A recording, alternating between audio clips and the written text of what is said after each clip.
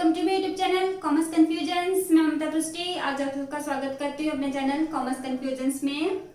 आज मैं class 12th की जो है क्लास 12th पढ़ाने जा रही हूँ। क्लास 12th का जो अकाउंटेंसी का सब्जेक्ट है वो पढ़ाने जा रही हूँ। उसका जो मैंने स्टार्ट किया था एक topic accounting for share capital का जो आपका चैप्टर था वो स्टार्ट किया था मैंने। तो उसके ऊपर मैंने इंट्रोडक्शन क्लास दे दी हुई थी, एक क्वेश्चन बेसिक क्वेश्चन कुछ करवाया था। तो आज जो होगा टॉपिक उसके ऊपर शेयर कैपिटल का, वो ओवर सब्सक्रिप्शन के ऊपर होगा।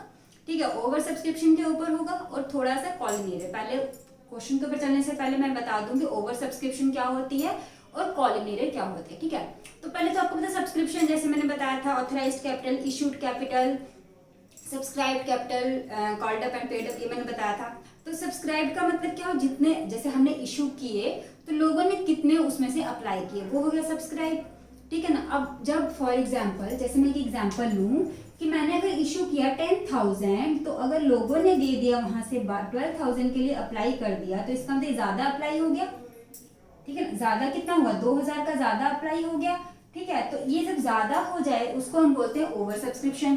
ठीक है, अगर सपोज पब्लिक ने सिर्फ 9,000 किया तो वो हो गया अंडर सब्सक्रिप्शन। ठीक है, कम करेंगे तो अंडर सब्सक्रिप्शन, ज्यादा करेंगे तो ओवर सब्सक्रिप्शन। अब आपको ये पता होना चाहिए कि अगर कम करेंगे तो ठीक है, जितना करेंगे हम उतने को ही लेके चलेंगे। अगर उन्होंने 9,000 के लिए किया है तो हम 9,000 को लेके चलेंगे, 10,000 को भूल जाएंगे। लेकिन अगर ज्यादा कर दिए उन्होंने तो हम तो ज्यादा से ज्यादा मैक्सिमम कितना दे सकते हैं, 10,000 ही दे सकते हैं ना। अगर लोगों ने 12 के लिए सब्सक्राइब कर दिया है लेकिन हम कितना इशू कर सकते हैं, हम सिर्फ 10 ही कर सकते हैं, हम सिर्फ 10,000 ही इशू कर सकते हैं। तो हम क्या करेंगे, आइदर उसको एडजस्ट करेंगे, आइदर उसको रिफंड करेंगे। जो 2,000 के ऊपर हमारे पास एक्स्ट्रा पैसे आएंगे, अगर 12,000 आएंगे तो 2,000 के ऊपर जो हमारे पास एक्स्ट्रा पैसे आएंगे आइदर हम उसको एडजस्ट करेंगे और उसको क्या करेंगे, हम रिफंड करेंगे। अब एडजस्ट करेंगे कैसे करेंगे वो मैं इस क्वेश्चन में आपको बताऊंगी कि एडजस्ट कैसे करते हैं। और रिफंड करने का मतलब दोगे उनको पैसे वापस कर देंगे। ठीक है ना, तो ये तो हो गया ओवर सब्सक्रिप्शन का पार्ट। अब उसके बाद आता है आपका जो एक नया टॉपिक नया कंसेप्ट इसके अंदर छोटा सा एक ऐड हो जाता है, कॉलिंग एरियर। ठीक है, कॉलिंग एरियर और कॉलिंग लवास। फिलहाल मैं इसमें कॉलिंग एरियर का मैंने जो है ऐड किया हुआ इस क्वेश्चन में। कॉलिंग एरियर का मतलब बच्चों ये हो गया, जैसे मैंने बताया था कि क्या होता है कि जब आप जो जितना आपकी भी वैल्यू होती है आपकी शेयर की, उसको आप क्या करते हो, टुकड़ों में मांगते हो कि फर्स्ट पहले एप्लीकेशन के मांगे, देन अलॉटमेंट के मांगे, फिर फर्स्ट कॉल, सेकंड कॉल, ऐसे करके चलते जाता है आपका। तो क्या होता है, जिस कॉल में अगर आपको कोई पेमेंट ना आए, फॉर एग्जाम्पल आपने अगर 10,000 शेयर्स इशू किए हैं, उतने सब्सक्राइब हो गए तो 10,000 रुपया पहले एप्लीकेशन के पैसे मांगोगे, फिर अलॉटमेंट के पैसे मांगोगे, फिर फर्स्ट कॉल के मांगोगे, फिर जितने भी कॉल्स आपके होंगे उतने कॉल के पैसे मांगोगे। सपोज किसी कॉल में मैं बोलूँ कि लास्ट कॉल में कि अगर आपने 10,000 शेयर्स के ऊपर आपके पास पैसे आने थे तो उसमें से अगर 200 के ऊपर पैसे नहीं आए तो जो नहीं आया होता है ना, जो अमाउंट मीन्स कि अगर फाइन कॉल का जो कॉस्ट है वो अगर 20 रुपये होगा और उस कितने शेयर्स के ऊपर पैसे नहीं आएंगे, 200 शेयर्स के ऊपर पैसे नहीं आएंगे, इसका मतलब 200 इंटू 20 कितना हो गया आपका 4,000। तो 4,000 का अमाउंट जो होगा वो आपका कॉलिंग एरियर हो जाएगा। ठीक है, वो हम करेंगे। यहाँ पे आपको पता है, बस कंसेप्ट पता लगा लो। कॉलिंग एरियर का मतलब जो पैसे हमारे पास नहीं आए तो उसको कॉलिंग एरियर बोलते हैं। और ओवर सब्सक्रिप्शन का मतलब कि जितना सब्सक्राइब हमने जितना इशू किया होता है अगर उससे ज्यादा का एप्लीकेशन हमारे पास आ गई, उसके ज्यादा सब्सक्राइब हो गए तो उसको ओवर सब्सक्रिप्शन बोलेंगे। ठीक है, तो उसके क्वेश्चन को हम यहाँ पे कैसे प्रेजेंट करते हैं वो चलो हम आज करेंगे। ठीक है, तो क्वेश्चन है हमारा कि MNC company limited issued 10,000 preference shares at the rate of ₹100 each. तो प्रेफरेंस शेयर्स पहले तो मैं बताऊं, आपके जो शेयर्स होते हैं वो दो टाइप्स के होते हैं, एक इक्विटी शेयर, एक प्रेफरेंस शेयर्स। ठीक है, तो इक्विटी शेयर्स क्या हुआ, ऐसे तो शेयर जो होते हैं, जो शेयर होल्डर होते हैं वो तो रियल ओनर होते हैं, लेकिन देखा जाए रियल ओनर कौन होते हैं, जो इक्विटी शेयर होल्डर होते हैं, जिसके पास इक्विटी शेयर्स होती हैं वो होते हैं real share holders. Preference share holder सिर्फ नाम के शेयर होल्डर्स होते हैं, उनको कंपनी के किसी भी चीज में किसी भी चीज में कोई भी डिसीजन लेने का उनको कोई डिसीजन ना मीन्स की हक नहीं होता, क्योंकि इसमें जो आपके प्रेफरेंस शेयर्स होते हैं, फिलहाल ये तो थ्योरी का टॉपिक है, जो आपके प्रेफरेंस शेयर्स होते हैं ना वो क्या होते हैं, क्योंकि ये प्रेफरेंस शेयर्स जो होते हैं इनको एक जैसे आपको क्या कहता है, जैसे फॉर एग्जाम्पल मैंने लिख दिया 10% प्रेफरेंस शेयर्स, तो इसके ऊपर जो इनको डिविडेंड मिलेगा ना वो फिक्स्ड होगा कि अगर 10% है तो 10% उनको प्रॉफिट हो चाहे ना हो उनको मिलेगा। लेकिन इक्विटी शेयर होल्डर्स को ऐसा नहीं होता। इक्विटी शेयर होल्डर्स को ये होता है प्रॉफिट जितना ज्यादा होगा उसको उनको उतना पैसा मिलेगा, और जितना प्रॉफिट अगर बिल्कुल नहीं होगा तो उनको बिल्कुल डिविडेंड नहीं मिलेगा। तो इक्विटी शेयर होल्डर्स का ये एक वीक पॉइंट है कि अगर प्रॉफिट होगा तो बहुत अच्छा है, ज्यादा पैसे मिलेंगे, ज्यादा डिविडेंड मिलेगा, ज्यादा रिटर्न आएगा। लेकिन अगर प्रॉफिट बिल्कुल ही नहीं हुआ, लॉस हुआ, तो वो सारा का सारा कौन बियर करेगा? इक्विटी शेयर होल्डर बियर करेगा। क्यों? प्रेफरेंस शेयर होल्डर को उसका सेट जितना डिविडेंड है, जितना परसेंट है, अगर 10% तो 10% मिलेगा, 12% है तो 12% मिलेगा। इसको इसकी जो है fixed amount of rate of return जो है डिविडेंड उसको मिलता ही मिलता है। तो इसलिए जो प्रेफरेंस शेयर होल्डर्स होते हैं उनको जो है बिजनेस के किसी भी डिसीजन में हिस्सा लेने का इसके कोई राइट नहीं है। होते हैं प्रेफरेंस शेयर होल्डर्स के भी जो है इसके भी जो क्या कहते हैं हम मेन जो है इसके 8 टाइप्स के प्रेफरेंस शेयर्स हो सकती हैं। जैसे फर्स्ट आ गया कुमुलेटिव एंड नॉन कुमुलेटिव। ठीक है, तो कुमुलेटिव नॉन कुमुलेटिव का मतलब ये हुआ कि क्या हुआ कि जो प्रेफरेंस शेयर्स है उनको जो डिविडेंड अगर इस साल नहीं मिला है, क्योंकि आपको हर साल तो डिविडेंड देना पड़ेगा ना। अगर एक साल किसी कारणवश में भी पैसा नहीं होगा, में भी लॉस हो गया होगा, तो उनको तो नहीं ना मिल सकता पैसा। तो इसका मतलब अगर एक साल में पैसा नहीं, डिविडेंड नहीं मिला, तो नेक्स्ट ईयर वो जो पहले साल का डिविडेंड नहीं मिला हो नेक्स्ट ईयर उनको मिल जाएगा। इसके नेक्स्ट ईयर उनको डबल ईयर का डिविडेंड मिलेगा। तो अगर डबल ईयर का डिविडेंड मिला तो वो कौन से प्रेफरेंस शेयर होंगे? वो होंगे कुमुलेटिव प्रेफरेंस शेयर्स। ठीक है, लेकिन जिनको नहीं मिलेगा, जिनको अगर एक साल का लॉस हो गया तो इसका मतलब वो पूरा का पूरा लॉस हो गया, उनको मिलेगा ही नहीं, वो हो गया नॉन कुमुलेटिव प्रेफरेंस शेयर्स। ठीक है, उसके बाद आपका आ गया रिडीमेबल और इरिडीमेबल और नॉन रिडीमेबल बोल सकते हो। रिडीमेबल का मतलब हो गया, रिडीमेबल हो गया कुछ समय बाद, 5 साल, 10 साल, 15 साल, कुछ समय बाद, जितना उनका फिक्स टेन्योर होगा उस टेन्योर के बाद इनके शेयर्स को इनके पैसे वापस कर देंगे। इसके शेयर होल्डर्स को उनके शेयर्स के पैसे हम वापस कर देंगे। लेकिन इक्विटी शेयर में ऐसा नहीं होता, उनके पैसे हम वापस नहीं करते, शेयर होल्डर्स के पैसे हम कभी वापस नहीं करते। लेकिन अगर रिडीमेबल प्रेफरेंस शेयर्स हैं तो उनके पैसे हम fix after fix interval of time, fix period of time हम क्या करेंगे? उनको वापस कर देंगे। ठीक है, तो वो हो गया रिडीमेबल प्रेफरेंस शेयर्स। और इरिडीमेबल बिल्कुल इसका उल्टा, जिनको हम पैसे वापस ही नहीं करेंगे वो हो गए इरिडीमेबल प्रेफरेंस शेयर। पैसे वापस कब होंगे? जब कंपनी जो है वाइंड अप होगी, इसकी कंपनी जब बंद होगी तब उनको उनके पैसे मिलेंगे जितने होंगे। ठीक है, तो ये एक टाइप का हो गया।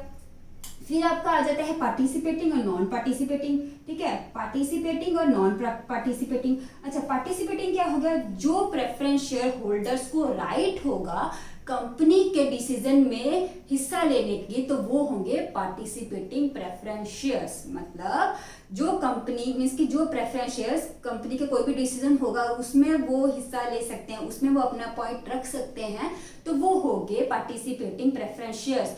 और जो नहीं रख सकते, जो मीन्स के जिनको कोई राइट नहीं है कंपनी के किसी भी चीज में कुछ भी बोलने का, वो हो गए नॉन पार्टिसिपेटिंग प्रेफरेंस शेयर्स। ठीक है, लास्ट है बट नॉट लीस्ट, उसको हम क्या बोल सकते हैं? कन्वर्टिबल और नॉन कन्वर्टिबल।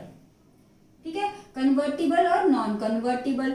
अच्छा, अभी कन्वर्टिबल नॉन कन्वर्टिबल क्या है? कन्वर्टिबल का मतलब हो गया जो प्रेफरेंस शेयर्स कुछ समय बाद या जब भी कंपनी को चाहिए होगा तो वो प्रेफरेंस शेयर्स चाहें तो preference share holder equity share holder change इसके कर सकते हैं। इसके अपने शेयर्स को इसकी प्रेफरेंस शेयर्स नाम को वो इक्विटी शेयर कर सकते हैं। इक्विटी शेयर करने से क्या होगा? उनको इसकी ओनर का दर्जा मिलेगा। इसके इक्विटी शेयर्स के जितने भी फायदे होते हैं वो उनको सब मिल जाएगा जो प्रेफरेंस शेयर होल्डर्स का। इसका मतलब वो प्रेफरेंस शेयर्स जो कन्वर्ट हो सकते हैं इक्विटी शेयर में वो हो गया कन्वर्टिबल प्रेफरेंस शेयर्स, और जो नहीं हो सकते वो हो गए नॉन कन्वर्टिबल प्रेफरेंस शेयर्स। ठीक है, तो ये तो थे प्रेफरेंस शेयर्स के कुछ टाइप।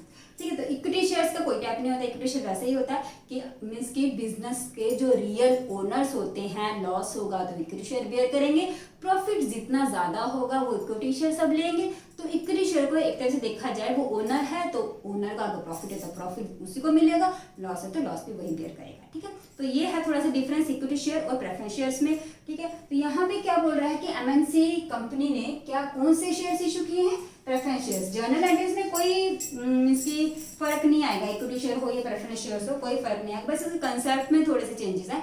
एंट्रीज में अकाउंट की अगर डेफिनेशन में देखा जाए, अगर इसके जर्नल के देखा जाए तो इसमें कोई चेंजेस नहीं आएगी। हाँ, थोड़ा बहुत फर्क होता है कब अकाउंटिंग में, जब कंपनी जो है लिक्विडेट होती है तो उस टाइम में पैसे किसको पहले देने हैं किसको बाद में देने हैं, वो तब की बात आती है। ठीक है, वो इसमें फिलहाल नहीं है। आपको सिर्फ इतना कंसेप्ट ले जाना जरूरी था कि प्रेफरेंस शेयर्स क्या होते हैं, इक्विटी शेयर्स क्या होते हैं। आई होप आपको समझ में आ गया होगा। ठीक है, चलते हैं हम अपने क्वेश्चन पे कि एमएनसी लिमिटेड कंपनी ने इशू किया 10,000 प्रेफरेंस शेयर्स, एक शेयर्स का 100 रुपए का रखा। ठीक है, तो 100 रुपये को उन्होंने कैसे डिवाइड किया कि 30 रुपये एप्लीकेशन में, 20 रुपये अलॉटमेंट में, and balance equally on first and final call. दो कॉल है, फर्स्ट एंड फाइनल, इसका मतलब फर्स्ट एंड फाइनल एक नहीं है, फर्स्ट एंड फाइनल। क्यों? क्योंकि उन्होंने बैलेंस इक्वली बोल दिया ना। अब इक्वल का मतलब एक को तो इक्वल ना करेंगे, दो को इक्वल करेंगे, तो इसका मतलब फर्स्ट है एंड सेकंड, सेकंड को हम सेकंड एंड फाइनल कॉल बोलेंगे। तो कितने हो गए? ये हो गया 30, ये हो गया 20, विच मीन्स 50, टोटल था 100, माइनस की माइनस करेंगे 50 तो आ जाएगा आपका 50, तो 25 फर्स्ट कॉल, 25 सेकंड कॉल। ठीक है, तो ये आपको पता लग गया कैसे कैसे डिवाइड हुआ। उसके बाद बोल रहा है कि पब्लिक ने सब्सक्राइब कर दिए 15,000 शेयर्स, यानी कि 10,000 शेयर्स इशू किए थे, उसमें हमने मांग लिए कितने? 15,000, तो कितने एक्सेस मांग लिए? 5,000 ज्यादा हो गए। अच्छा, तो क्या बोल रहे हैं आगे? कंपनी ने अलॉट किए शेयर्स इस तरीके से, कैसे कि जिसने 5,000 शेयर जो है अप्लाई किए थे, जिसने 5,000 के लिए अप्लाई किए थे उसको पूरे दे दिए, यानी कि 5,000 वाले को 5,000। मैंने अगर 5,000 शेयर्स खरीदे तो मुझे भी 5,000 शेयर्स उन्होंने दे दिए। ठीक है, उसके बाद वो क्या है, जिसने 8,000 मांगे थे उनको उन्होंने 5,000 दिए, यानी कि अगर मैंने 8,000 मांगे थे तो मुझे 5,000 दिए। अब जो यहाँ पे 3,000 का गैप रहा, जब ऐसा कोई सिचुएशन हो जब 3,000 का गैप रहा, तो वो पैसे क्या होंगे? एडजस्ट होंगे। वो पैसे क्या होंगे? एडजस्ट होंगे। वो पैसे रिफंड नहीं होंगे, वो पैसे एडजस्ट होंगे। वो एडजस्ट कैसे होंगे मैं बताऊंगी अभी। और लास्ट में रिमेनिंग कितना रहा? अब देखो कितने शेयर्स आए थे? 15,000 के लिए सब्सक्रिप्शन आई थी, तो 5 और 8 कितने हो गए? 13 और कितने रहे? 2। तो 2 को हमने क्या किया? 2,000 को हमने क्या किया? रिफंड कर दिया, मींस उनका पैसा हमने क्या कर दिया? वापस कर दिया। ठीक है, अब उसके बाद क्या बोल रहा है? सारे पैसे आ गए, लेकिन 200 शेयर्स के ऊपर फाइनल कॉल में हमें पैसे नहीं आए। तो फाइनल कॉल कितना है? 25, 200, तो वो कितना होगा? 5,000 अमाउंट का जो है अमाउंट हमें वो क्या आ गया? कॉल एरियर हो गया। ठीक है, हमें क्या करनी है? जर्नल एंट्री पास करनी है। तो सबसे पहले हम क्या करते हैं? पहले तो हमारे पास क्या है? पैसे आए। किसके पैसे आए? एप्लीकेशन के पैसे आए। सबसे पहले हमारे पास पैसे आएंगे एप्लीकेशन के, तो हम क्या लिखेंगे? Bank account debit, bank account debit. सबसे पहले हम वहां पे एक वर्किंग नोट बनाते तो इजी होता है। वर्किंग नोट मैं यहाँ पे छोटा सा बना लेती हूँ, तो उसको मैं रब कर दूंगी। ठीक है, पहले वर्किंग नोट देख लो। वर्किंग नोट क्या है? शेयर्स अप्लाइड, वैसे तो इतना कुछ खास नहीं है, फिर भी देख लो। शेयर्स अलॉटेड, ठीक है, वर्किंग नोट। तो इसका मतलब जिसने 5,000 मांगे उसको 5,000 दिए, जिसने 8,000 मांगे उसको 5,000 दिए। तो इसका मतलब यहाँ पे 3,000 क्या हुए? यहाँ पे 3,000 क्या हुआ? एडजस्ट। अब एडजस्ट क्या है वो बताती हूँ। 2,000 को जिसने मांगे उसको नील दिया, यानी कि रिफंड कर दिया, पैसे वापस दे दिए, यानी कि यहाँ होंगे 15 और यहाँ हो गए 10। ठीक है, अभी एडजस्ट का मतलब क्या है मैं बताती हूँ। देखो फॉर एग्जाम्पल क्या है, यहाँ पे पैसे कितने आने चाहिए थे? 5,000 इंटू 30 यानी कि कितने? 5 3 15, 1,50,000 आना चाहिए था, लेकिन आए कितने? 8 इंटू 3 यानी 2,40,000 आए। तो कितने ज्यादा पैसे आए? 2,40,000 माइनस 1,50,000, तो वो कितना हो गया? 90,000 रुपीज ज्यादा आ गए। अच्छा ठीक है, 90,000 रुपीज ज्यादा आ गए। अच्छा, उसको क्या किया उन्होंने? पैसे वापस नहीं किए, नेक्स्ट टाइम में उसको वहां पे एडजस्ट किया। इसका क्या मतलब हो? जैसे कि मैं क्या बोलती हूँ कि मैं एक शॉपकीपर के पास गई, मेरे पास 1,000 का नोट था, मेरे पास 1,000 का नोट था, मैं ए के पास गई, मैंने ऐसे कुछ चीजें ली जो जिस चीजों की कॉस्ट थी मान लो 600, तो उसने मुझे कितने पैसे रिफंड करने थे? 400। अब उसके पास 1,000 का छुट्टा नहीं था। जब छुट्टा नहीं था तो उसने क्या बोला कि ठीक है बच्चों, क्योंकि मैं इस शॉपकीपर के पास रोज ही जाती हूँ, तो उसने बोला ठीक है भाई साहब, आप क्या करना कि नेक्स्ट टाइम जब आप आओगे कोई चीज लेने के लिए तब ये 400 रुपये काट लेना। ऐसा होता है कई बार कि हम जाते हैं, उनके दुकानदारों के पास छुट्टे नहीं होते, वो कहते हैं कि जब नेक्स्ट टाइम आओगे तब आप काट लेना। तो मैं जब नेक्स्ट टाइम के लिए गई, मैंने फिर से 1,000 चीजें ली। अब मैंने चीजें ली 1,000 की, तो उसने कहा भाई साहब आपका पहले से 400 रुपये हैं, तो आप मुझे सिर्फ और 600 रुपये दो। ठीक है ना, एडजस्ट हो गए ना पैसे। इसका मतलब मुझे वहां पे 1,000 रुपीज देने चाहिए थे, मैं अब उसको 1,000 ना देके अब उसको 600 दूंगी। क्यों? क्योंकि मेरा 400 जो है पहले वाला यहाँ पे एडजस्ट हो गया। ठीक है, यही मतलब है यहाँ पे कि जो यहाँ पे मेरा कितना एक्सेस था? 90,000। तो 90,000 मैंने अलॉटमेंट में कितने देने होंगे? 5,000 इंटू कितना हो गया? 20। 5,000 इंटू 20 कितना? तो 1 लाख। तो मैं 1 लाख नहीं दे के कितना दूंगी अब मैं उसको दूंगी 90, मीन्स की 1 लाख था टोटल मेरे को देने वाला। ठीक है, 1 लाख में से मैं क्या करूंगी, 90,000 मैंने ऑलरेडी पेमेंट कर लिया हुआ है, अब मैं उसको कितना दूंगी, सिर्फ और सिर्फ 10,000 दूंगी। ठीक है, अब मैं कितना दूंगी, सिर्फ और सिर्फ उसको 10,000 ही दूंगी। वो करते हैं, अब आपको समझ में आ गया होगा कि एडजस्ट कैसे करते हैं। ठीक है, तो वर्किंग नोट भी आपको समझ में आ गई। छोटे सा वर्किंग नोट, सिंपल सा वर्किंग नोट है। एक इसका थोड़ा लंबा चौड़ा वर्किंग नोट भी आता है, अगर आप बोलेंगे कि वो वर्किंग नोट समझाने के लिए तो वो भी मैं समझा दूंगी। बिल्कुल सिंपल सा था क्योंकि कंसेप्ट आपको समझाना था, तो इसलिए मैंने पहले सिंपल सा ही बताया। ऐसे अगर आपको वो वाला जो बड़ा वाला वर्किंग नोट है, अगर वो आपको वैसा वाला क्वेश्चन चाहिए तो मुझे आप कमेंट में जरूर बताइएगा, वो क्वेश्चन भी मैं यहाँ पे जरूर करवाऊंगी आपको। ठीक है, तो फर्स्ट एंट्री थी आपकी क्या कि पैसे आए एप्लीकेशन के, तो आप क्या लिखेंगे, bank account bank account debit to preference shares. अब आप जहां पे भी शेयर्स लिखेंगे ना, वहां पे आप प्रेफरेंस का नाम जरूर लिखेंगे, यानी कि आप यहाँ पे क्या लिखेंगे, to preference share application account, to preference share application account पूरा लिखना है। ठीक है, तो आप नरेशन में क्या लिखेंगे, बीइंग 10,000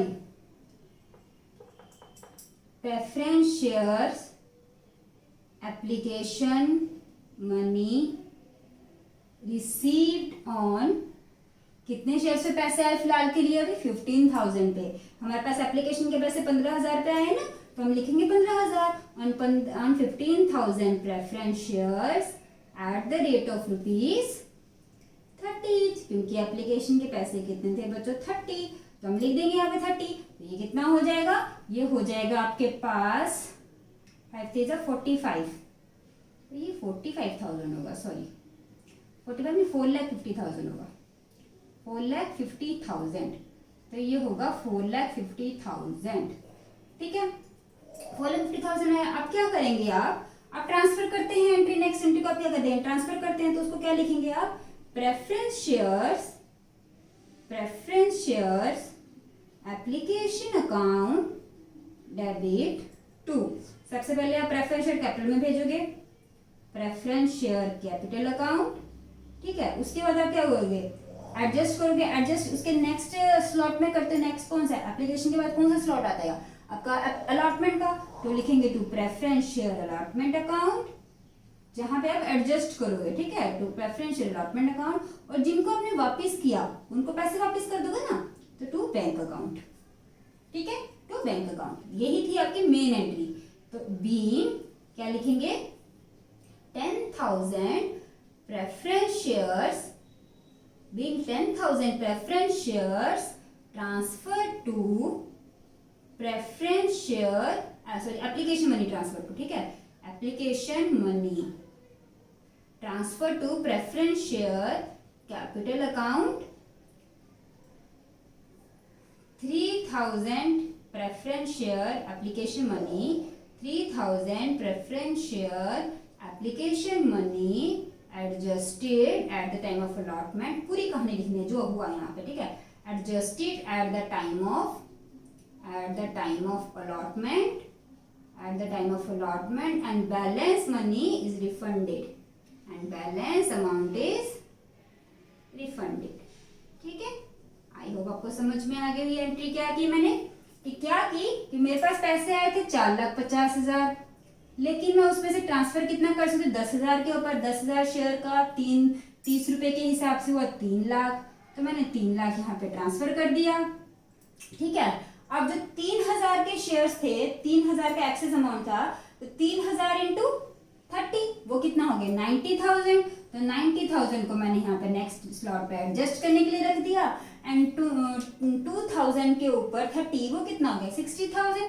तो 60,000 को मैंने क्या कर दिया, रिफंड कर दिया। ठीक है, समझ में आए, ये एंट्री समझ में आई, बहुत ईजी है। नेक्स्ट एंट्री चलते हैं, नेक्स्ट एंट्री पे। तो इसको नेक्स्ट एंट्री क्या होगी, preference share allotment account debit to preference share capital account. हम ड्यू करते हैं ना, उसके बाद फर्स्ट एप्लीकेशन के समय पहले हम बैंक की एंट्री करते हैं, तो उसके बाद उसको ट्रांसफर करते हैं। लेकिन बाकी सब एंट्रीज में क्या करेंगे, पहले मनी ड्यू करेंगे, फिर रिसीव करेंगे, फिर ड्यू करेंगे, फिर रिसीव करेंगे। ठीक है, तो ये एंट्री इसको क्या लिखेंगे, being preference share allotment money due on 10,000, अब उसके बाद 10,000 हो जाएगा। ठीक है, 10,000 shares at the rate of ₹20 each. ठीक है, 20 ईच हो गया तो वो कितना हो गया 1 लाख, सॉरी 10 लाख, 10 लाख। ये कितना हो जाएगा, ये हो जाएगा 2 लाख का, ये हो जाएगा 2 लाख। ठीक है, ये हो जाएगा 2 लाख। ओके, अब ये क्या होंगे, पैसे आए हमारे पास, bank account debit to preference shares allotment account. Allotment के पैसे आए तो अलॉटमेंट लिखोगे, तो being preference shares allotment money received after adjusting excess application money, excess application money।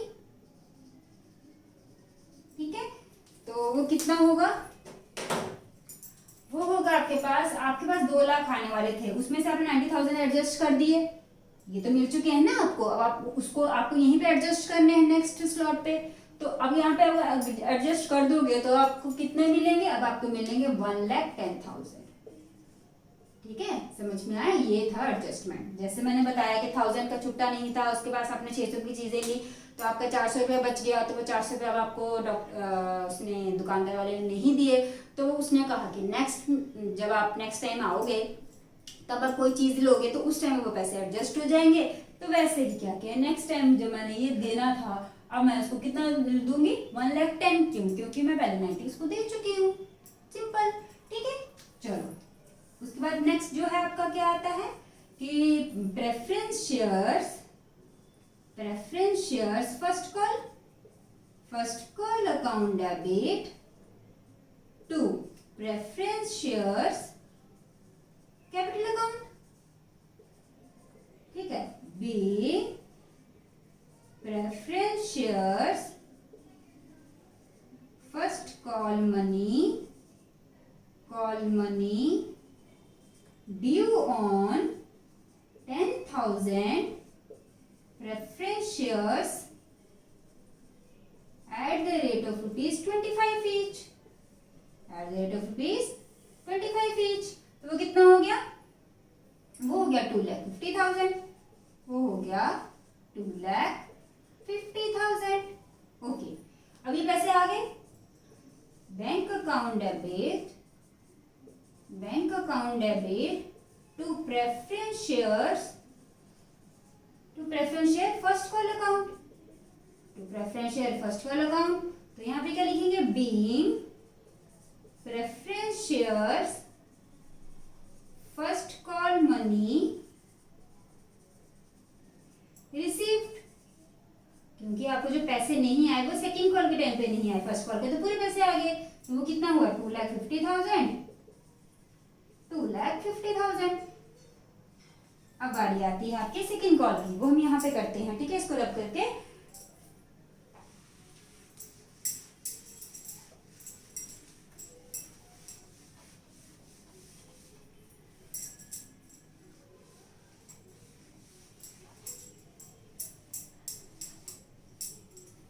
ठीक है, तो 7th एंट्री आपकी होगी क्या कि आपने प्रेफरेंस शेयर्स सेकेंड कॉल के पैसे मांगे, इसको क्या लिखेंगे, second and final call account.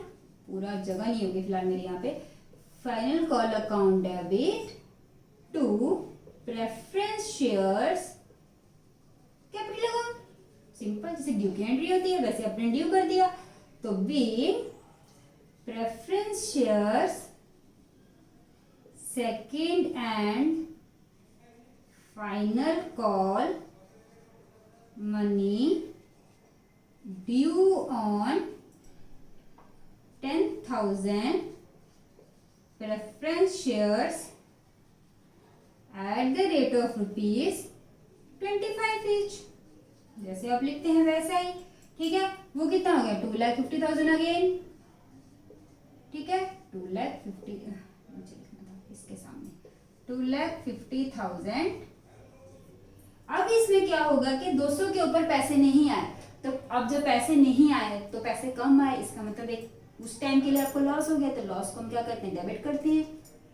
तो हम क्या करेंगे यहाँ पे कि पहले तो पैसे आए, जितने आए उतना को तो बैंक लिख दो, जितने आए उसको बैंक लिख दो, जितने नहीं आए उसको कॉलिंग एरियर लिख दो, जितने नहीं आए उसको कॉलिंग एरियर लिख दो, जितने आए उसको बैंक लिखो, जितने नहीं आए कॉलिंग एरियर लिखो। ठीक है, टू कहां से आए, to preference shares second and sorry यहीं पे लिखना है ना, फाइनल कॉल अकाउंट, यहां से आए। ठीक है, तो पहले लिखते हैं relation, being preference shares second and final call money received